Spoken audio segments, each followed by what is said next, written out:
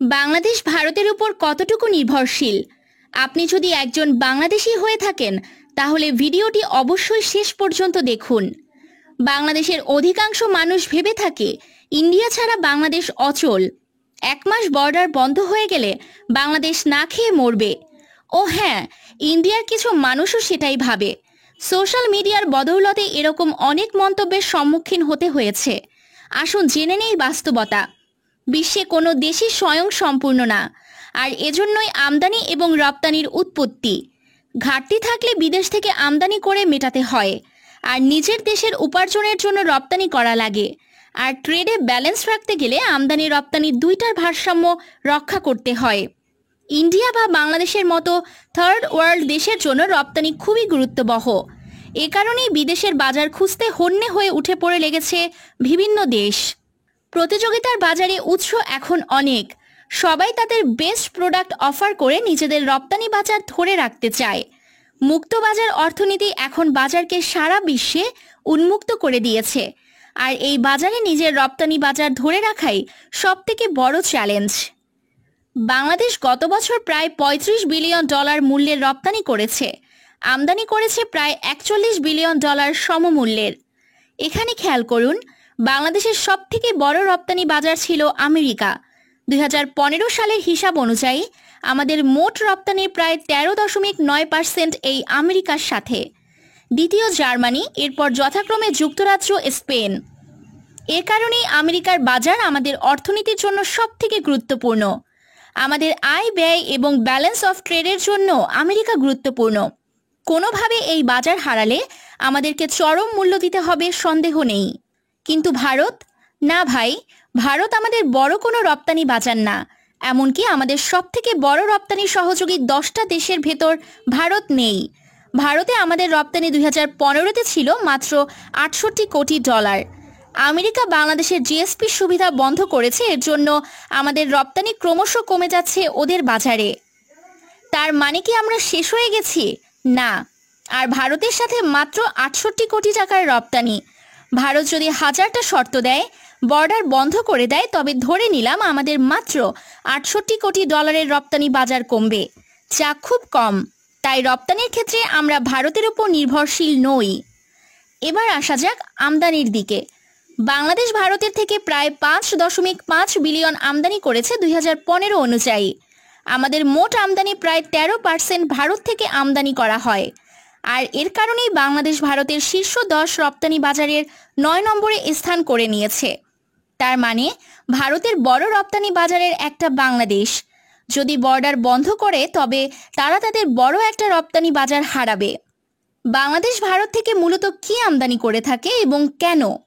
বাংলাদেশ ভারত থেকে মূলত তুলা, মেশিনারিজ, পাথর, লোহার, আকরিক এসব আমদানি করে থাকে। সবথেকে বেশি কেনে কটন, সুতা ইত্যাদি। ভারতের বিকল্প কোনো দেশ কি নাই বাংলাদেশের? হ্যাঁ, মুক্ত বাজারে উৎসের অভাব নেই, সেটা আগেই বলেছি। তবে ভারত থেকে এই পণ্যগুলো কেনার কারণ দূরত্ব কম হবার কারণে স্বল্প সময় ডেলিভারি পাওয়া যায়, পরিবহন খরচ কমে। তার মানে আমরা ভারতের উপর নির্ভরশীল, তাদের দয়ায় টিকে আছি? না ভাই। তুলা, সুতা কেনার অন্যতম বেশ কয়েকটা উৎস আমাদের রয়েছে। উজবেকিস্তান, তুরস্ক, পাকিস্তান থেকে আমাদের চাহিদার বিশাল অংশ মেটানো হয়। আর আমাদের তুলা ফেব্রিকের বাজার অনেক আকর্ষণীয়।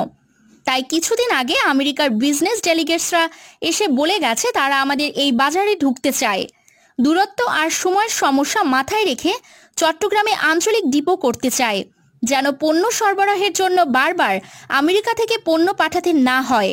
ডিপো থেকে চাহিদা অনুযায়ী সরবরাহ করা হবে। মানে এক্ষেত্রে আমরা যে খুব বেশি তাদের উপর নির্ভরশীল সেটা বলা যাবে না। আর তারা সীমান্ত অফ করে দিলে না খেয়ে মরব, এটা ভাওতাবাজি ছাড়া আর কিছুই না। এদিকে সর্বশেষ আপডেট হলো, ভারত এখন আর বাংলাদেশের প্রধান তুলার উৎস নয়।